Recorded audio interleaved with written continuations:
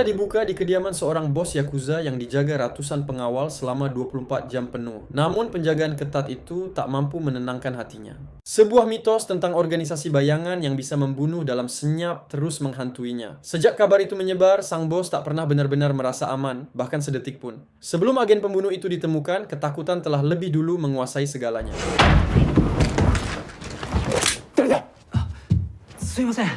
Dan ya, sang bos sempat lengah saat anak buahnya membawa seorang wanita musisi untuk menghiburnya. Tanpa curiga, ia menyuruh seluruh penjaga keluar sejenak. Keputusan itu tampak sepele, namun justru disitulah kesalahan terbesarnya dimulai.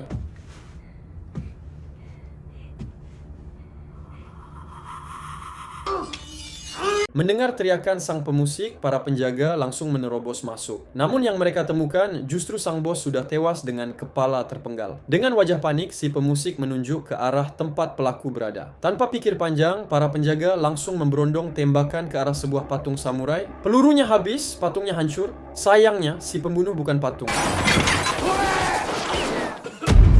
Dan tepat di tengah kepanikan itu, sang pembunuh akhirnya muncul, berdiri di antara mereka semua, tenang, tanpa ekspresi. Kemunculannya bukan sekadar teror sesaat, dialah awal dari kebrutalan tingkat tinggi yang akan segera terjadi. Dan inilah awal dari semuanya. Usai menghabisi para penjaga kroco, sang pembunuh kini harus berhadapan langsung dengan ajudan dan sang bos. Namun sebuah kesalahan fatal terjadi. Ia tak sengaja menembak korban tak bersalah, si pemusik. Rasa bersalah membuatnya terdiam sejenak sampai harus ngahuleng tarik menenangkan diri. Momen singkat itu langsung dimanfaatkan sang ajudan untuk melumpuhkannya. 1 detik lengah dan keadaan pun langsung berbalik arah. Sang ajudan langsung membuka topengnya. Betapa terkejutnya ia saat menyadari bahwa sosok di baliknya adalah seorang perempuan. Tak lama kemudian, lampu tiba-tiba padam, bukan karena token listrik habis, melainkan karena sengaja disabotase oleh seseorang. Dan dari balik gelap, ancaman baru pun mulai bergerak. Ternyata sang pembunuh tidak sendirian. Ia datang bersama seorang rekan yang bahkan lebih brutal darinya. Rekan itu membabi buta menghabisi sisa penjaga, bahkan sengaja membuka topengnya saat sang ajudan merangkak keluar rumah.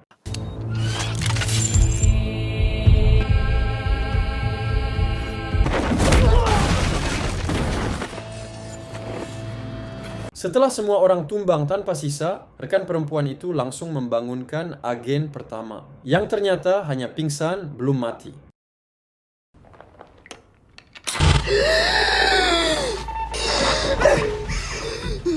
Dalam perjalanan pulang setelah tugas berakhir, agen pertama yang bernama 13 akhirnya membuka suara. Ia mengaku konsentrasinya buyar sejak tak sengaja menembak orang tak bersalah. Agen kedua yang ternyata adalah mentor sekaligus rekan terdekatnya menatapnya dingin. Ia mengingatkan bahwa mereka berdua dilatih untuk menyingkirkan rasa kasihan. Apapun yang terjadi di lapangan, emosi tidak boleh ikut campur. Bagi mereka, hanya ada satu hal yang harus dipikirkan. Tujuan, bukan perasaan, bukan penyesalan.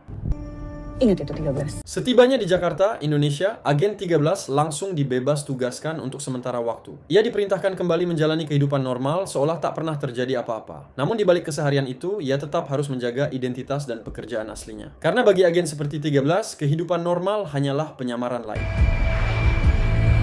Disinilah agen 13. Sekarang ia tinggal di sebuah rumah susun kumuh di pinggiran kota Jakarta. Setiap hari ia rutin menelan pil dari organisasi bayangan untuk menekan sakit kepala yang tak pernah benar-benar hilang. Perlu diketahui, agen 13 bukan satu-satunya pembunuh bayaran. Masih ada banyak agen lain yang tersebar di seluruh dunia. Mereka semua dibuat melupakan masa lalu dan nama asli mereka. Tak heran jika agen 13 kerap disiksa sakit kepala, efek dari cuci otak kejam yang telah ia alami sejak masih kanak-kanak.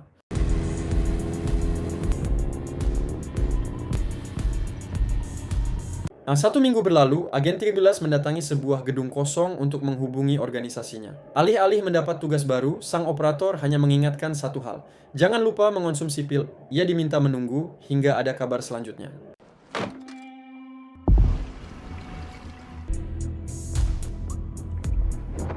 Saat menaiki tangga menuju kamarnya, agen 13 tak sengaja melihat seorang bocah membantu ibunya yang terjatuh karena mabuk. Hati nuraninya sempat tergerak, namun ia memilih mengabaikannya. Ia tak ingin terlibat terlalu jauh dalam kehidupan orang-orang di sekitarnya. Bagi agen 13, jarak adalah bentuk perlindungan.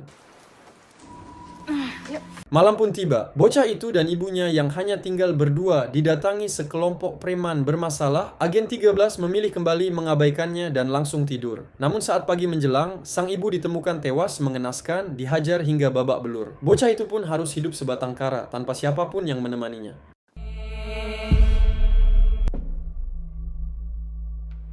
Saat agen Tigzerch sedang makan bakso di warung, seorang bocah bernama Monji mendekat dan meminta sisa makanan. Disitulah mereka mulai berkenalan. Monji pun menceritakan penyebab kematian ibunya, yang rupanya berkaitan dengan seseorang bernama Haga. Entah siapa dan seberapa berbahaya orang itu. Untuk menghiburnya, agen 13 mengajak Monji berkeliling kota dengan sepeda motor. Angin malam, jalanan sepi, dan tawa kecil Monji cukup untuk menggoyahkan sedikit kesedihannya. Makasih ya, Kak. Keesokan paginya, usai mandi, agen 13 menemukan secarik kertas bertuliskan, "Terima kasih dari Monji." Namun saat ia hendak menemui bocah itu, kamar Monji sudah kosong. Tak lama kemudian, seorang pria datang menemuinya. Namanya Jackie, orang suruhan Haga yang ditugaskan mencari sesuatu di kamar tersebut.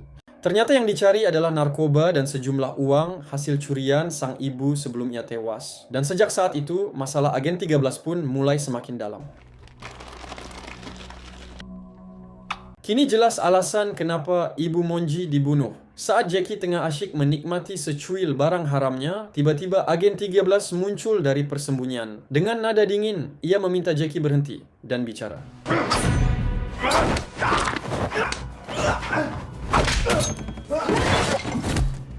Di mana Monji? Bawa aku ke dia. Ke siapa? Kagak. Ayo cepat. Dalam perjalanan menuju tempat Haga, agen 13 meminta Jackie menjelaskan siapa Haga dan apa pekerjaannya. Tanpa banyak bicara, Jackie justru menunjuk sebuah baliho pasangan calon gubernur dan wakil gubernur. Mereka adalah bapak dan anak dari orang-orang yang selama ini berdiri di balik nama Haga, di balik senyum kampanye dan janji manis. Merekalah penguasa bisnis narkoba dan sejumlah tempat hiburan di Jakarta. Polisi. Ini Jakarta, Neng. Bukan hanya Haga dan para pejabat yang terlibat, seorang kepala polisi bernama Praseto juga ikut bermain. Bahkan berteman dekat dengan Aril, anak calon gubernur di baliho itu. Jadi seperti yang bisa Anda lihat, di negara Konoha ini, mencari orang bersih itu lebih sulit daripada mencari parkiran kosong. Kita kemana? Haga. Sama kembarannya, no. Sorry ya. Setibanya di Monros, tempat hiburan milik Haga, agen 13 langsung diajak bertemu adiknya, Sorah. Tak jauh berbeda dari Haga, Sorah dikenal kejam dan hanya memikirkan uang. Mendengar agen 13 memiliki informasi berharga, Sorah akhirnya mengizinkannya bertemu langsung dengan Haga.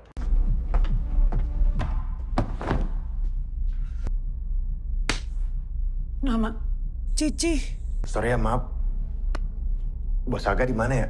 Awas kalau infonya nggak penting.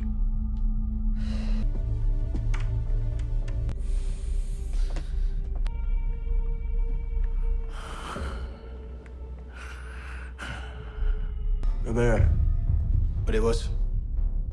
Udah gua amanin tempatnya si Astri. Ah, muka lo. Lo pakai barang gua. Kagak bos, itu emang mau gua kasih ke lu. Cek. Dia bawa cewek ke sini. Katanya Saat Jackie menemui Haga dan meninggalkan agen 13 di ruang pengawas, 13 segera memeriksa rekaman CCTV. Di sana terlihat Monji pernah dibawa ke tempat ini. Tanpa buang waktu, agen 13 langsung menerobos ke ruangan Haga, menghantam Sorah hingga pingsan, lalu memulai duel 1 lawan 1 melawan Haga. Sumpah bos, gua kagak tahu. tiba muncul aja nih. Mana Monji?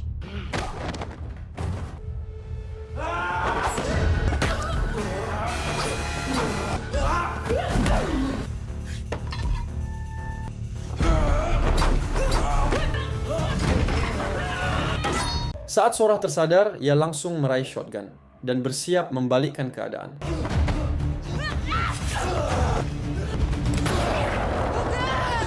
Haga akhirnya tewas, ditembak oleh adiknya sendiri. Saat Sorah hendak memanggil para penjaga, agen 13 menyuruh Jackie membawa sekalian gadis yang sedang mabuk parah, namun belum sempat jauh melangkah. Di lorong sempit itu para penjaga sudah menunggu agen 13, dan bentrokan pun tak terelakkan.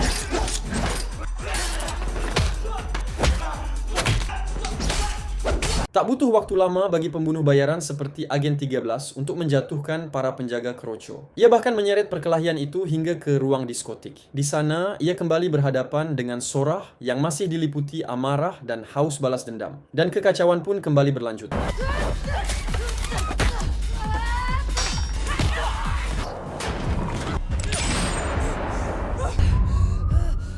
Begitu sirene mobil polisi terdengar, keributan pun langsung bubar. Agen 13 dan Jackie segera kabur dari lokasi. Jackie bahkan meninggalkan gadis LC di pinggir jalan, lalu cabut begitu saja seolah tak pernah terjadi apa-apa.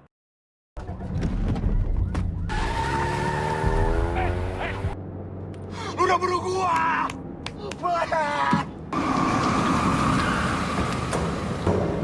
Sini lo.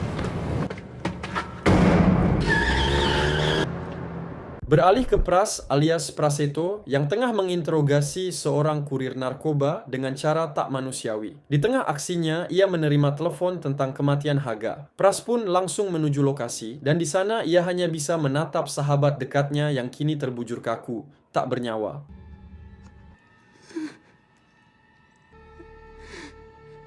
Pras langsung menghubungi Ariel untuk mengabarkan kematian Haga. Inilah sosok Ariel, calon wakil gubernur, berpasangan dengan ayahnya sendiri sebagai calon gubernur. Di baliho, mereka tampil rapi. Peci hitam, tangan bersalaman, dan slogan mensejahterakan rakyat. Namun kenyataannya jauh berbeda. Di balik senyum kampanye itu, Ariel dan ayahnya adalah sosok kejam, korup, dan tak manusiawi. Bahkan biaya kampanye mereka berasal dari bisnis-bisnis kotor yang berlumur darah. Kak. Selesaikan semuanya.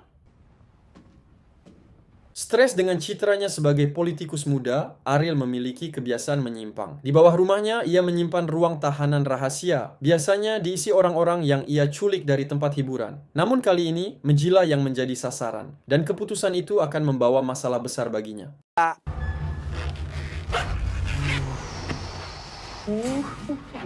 Beralih ke Pras dan anak buah polisinya yang menjalankan tugas di luar atribut resmi berpenampilan layaknya penjahat. Mereka mendatangi kediaman Jackie yang saat itu tengah bersama neneknya yang sakit. Tujuan mereka satu, mencari tahu siapa Agen 13 dan di mana keberadaannya sekarang.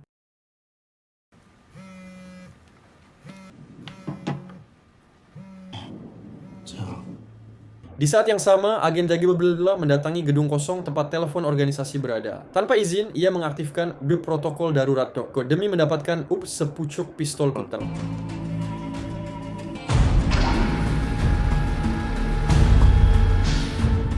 Sementara itu, Jackie terlihat berada di rumah, merawat neneknya yang tengah sakit keras. Namun ketenangan itu seketika hilang saat Pras dan pasukannya muncul, datang untuk mencari tahu di mana Agen 13 berada. Di mana, Jack? Jackie mengaku telah berpisah setelah meninggalkan Monrose. Ia terus meyakinkan bahwa dirinya tak ada kaitannya dengan Agen 13. Namun tiba-tiba suara tembakan terdengar dari luar rumah. Saat salah satu anak buah disuruh memeriksa, sesuatu yang tak terduga pun terjadi.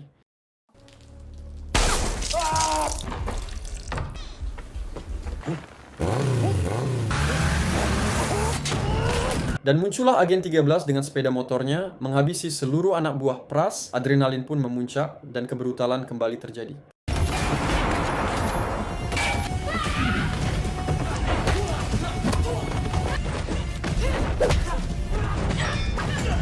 Setelah menghabisi para penjaga Kroco, Agen 13 langsung menghampiri Praseto yang sama sekali tak mampu melawan. Saat interogasi berlangsung, Jackie tiba-tiba menyergap dari belakang. Kesempatan itu dimanfaatkan Praseto untuk melarikan diri.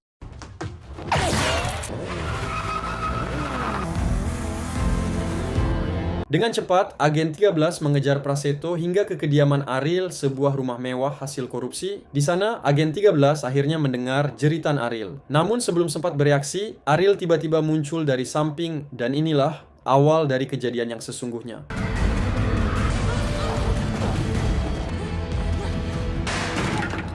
Praseto yang masih diliputi amarah sempat hendak menghabisi Agen 13, namun dicegah oleh Ariel yang ingin lebih dulu memberitahu ayahnya. Saat Pras mendekat, berbisik tepat di telinga Agen 13, tiba-tiba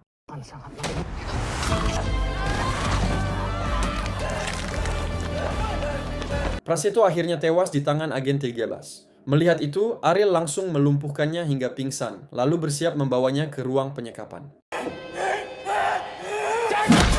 Sejenak kita tinggalkan Jakarta dan beralih ke hutan di Kamboja. Di sana, sang mentor tengah menjalankan misi memburu targetnya. Saat situasi berbalik dan nyawanya terancam, tiba-tiba muncul agen lain yang tanpa ragu langsung meremas kepala musuhnya hingga tewas.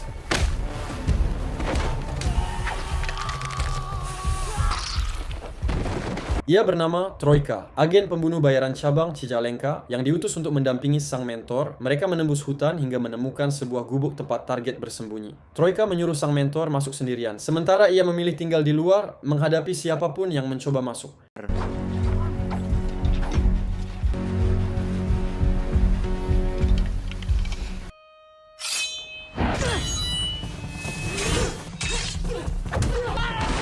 Tak ada yang tahu siapa target mereka. Namun dari cara bertarungnya, jelas ia adalah sosok yang sangat terlatih. Dan di dalam gubuk itu, perkelahian pun tak terelakkan lagi.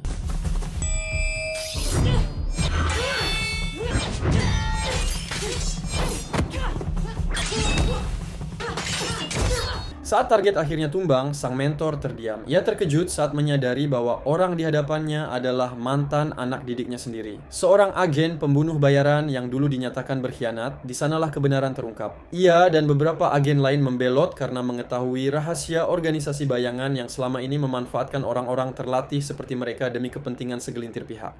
Sang agen mengaku hanya ingin satu hal, hidup normal seperti manusia biasa. Bahkan kini, ia tengah mengandung anak pertamanya. Harapan terakhir untuk masa depan yang berbeda.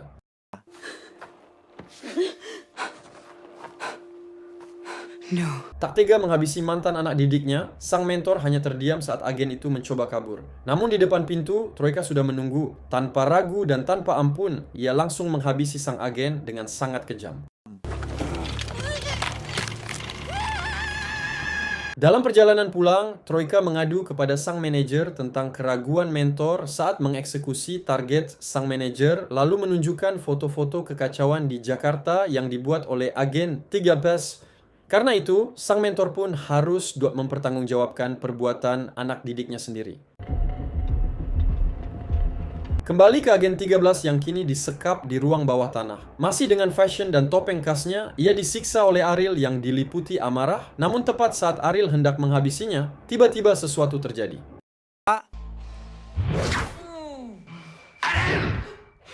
Tiba-tiba, bapak muncul dan langsung memarahi Ariel atas kegagalannya, yang menyebabkan Haga dan Praseto tewas. Namun dengan fakta bahwa mereka masih membutuhkan biaya besar untuk kampanye, transaksi jual-beli narkoba dengan seseorang bernama Makabil harus tetap dilanjutkan. Bapak melihat potensi besar dalam diri agen 13. Jika ia mampu menyingkirkan puluhan aparat dan anak buah Haak sendirian, maka menghadapi Makabil dan pasukannya bukanlah hal sulit. Dengan begitu, saat transaksi berlangsung, mereka bisa mengamankan uang sekaligus barang yang tetap menjadi milik mereka. Begitu Papa jadi gubernur, Pras dan Haga yang lain bisa kamu dapatkan. Saya orangnya adil. Kamu mau anak itu, saya mau jasa kamu. Tapi kan masa anak gubernur kayak gini sih. Tak lama setelah bapak pergi, mereka memasukkan Jackie dan Monji yang sudah dalam kondisi sangat babak belur. Wajah Monji hampir tak bisa dikenali. Kami sensor agar tidak terlalu jelas karena parahnya kondisinya. Agen 13 hanya bisa sabar dan menahan amarah, menunggu waktu yang tepat sampai saatnya tiba. Singkat cerita, malam transaksi pun tiba. Dengan membawa Monji dan Jackie, agen 13 dipaksa maju membawa tas berisi barang haram. Setelah uang ada di tangan Ariel dan barang dibawa si Kabil, Jackie yang berada di mobil bersama bapak melihat kondisi Monji yang sudah sekarat dan akhirnya meninggal di tempat. Menyadari tak ada alasan lagi untuk menuruti perintah, agen 13 langsung memberontak, berteriak penuh kemarahan dan diberitahu Jackie tentang kematian Monji. Monji mati! Monji mati! Menyadari bahwa bapak dan Ariel akan mengkhianati kesepakatan, Kabil pun langsung mengerahkan seluruh pasukannya. Senjata terangkat, tembakan dilepaskan tanpa ampun ke arah semua yang ada di sekitarnya. Dan dari situ, kekacauan pun meledak tak terbendung. Pertempuran brutal yang menentukan segalanya pun dimulai. Dan bapak pun tewas di tangan pasukan Kabil. Melihat itu, Ariel langsung mengambil senjata dan mulai membabi buta menembaki semua orang.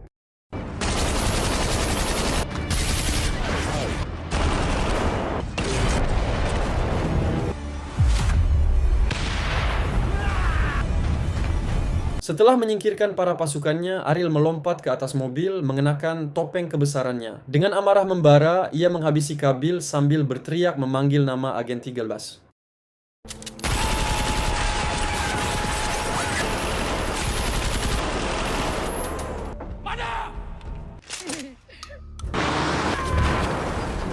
Dan Sora pun tewas ditabrak oleh agen T-Zipper. Melihat itu, Ariel dan pasukannya langsung bergerak memburu sang agen. Kini yang tersisa hanyalah Ariel dan kehancuran yang menunggunya.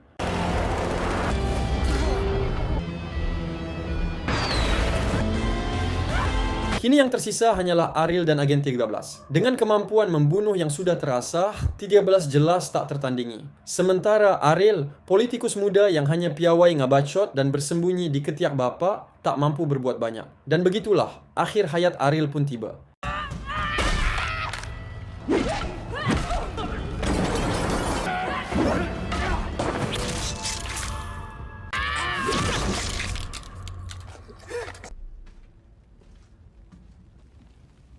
Setelah semuanya selesai, agen 13, Jackie, dan Monji yang sudah meninggalkan tempat itu. Mereka pergi dengan mobil yang penuh kerusakan, meninggalkan puing dan kehancuran di belakang. Hingga akhirnya, kisah malam itu pun berakhir, setidaknya untuk sementara.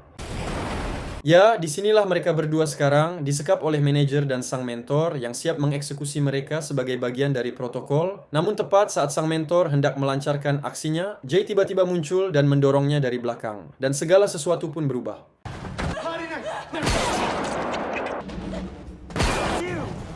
Ya, Jackie pun tewas ditembak oleh sang manajer. Sementara itu, Troika diutus untuk mengejar agen 13 dan pertarungan antara agen bayangan pun tak terelakkan lagi.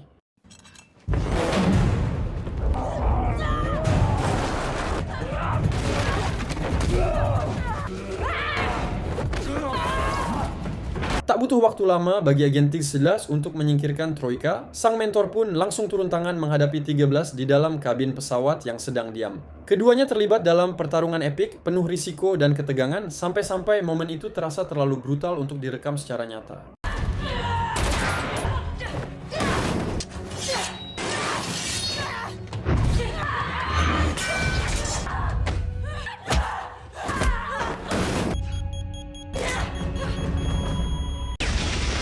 Setelah terkena ledakan, sang mentor kembali bangkit, berniat menghabisi agen 13. Di saat yang sama, manajer muncul, terus mendesak mentor agar segera mengeksekusi, namun tiba-tiba, apa yang terjadi selanjutnya mengubah segalanya. Setelah sang manajer tewas dan mentor berada dalam kondisi sakaratul maut, agen 13 akhirnya diberitahu tentang nama aslinya, yaitu Tijum. Nomi bangun, Nomi! Ternyata sang mentor adalah ibu kandung agen 13 alias Nomi yang sejak kecil telah dididik dan dilatih menjadi pembunuh. Benar kata agen yang hamil di hutan Kamboja, organisasi bayangan hanya memanfaatkan mereka semua, menjadikan para agen alat untuk menjalankan perintah tanpa memberi kesempatan kembali ke kehidupan normal mereka. Dan kini, semua kebenaran itu akhirnya terbuka di hadapan 13. Ya, kini kita melihat 13 alias Nomi sedang menguburkan ibunya di pemakaman umum. Namun tiba-tiba, sepasukan agen bayangan muncul. Di antara mereka adalah agen pemula bernama 14. Jika ia berhasil menghabisi Nomi, peringkatnya akan langsung naik menjadi agen. Tetapi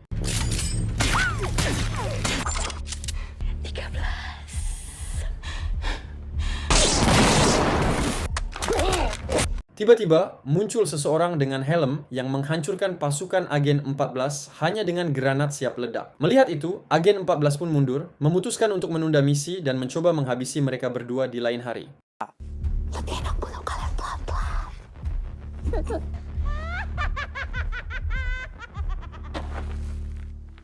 Dia baru permulaan.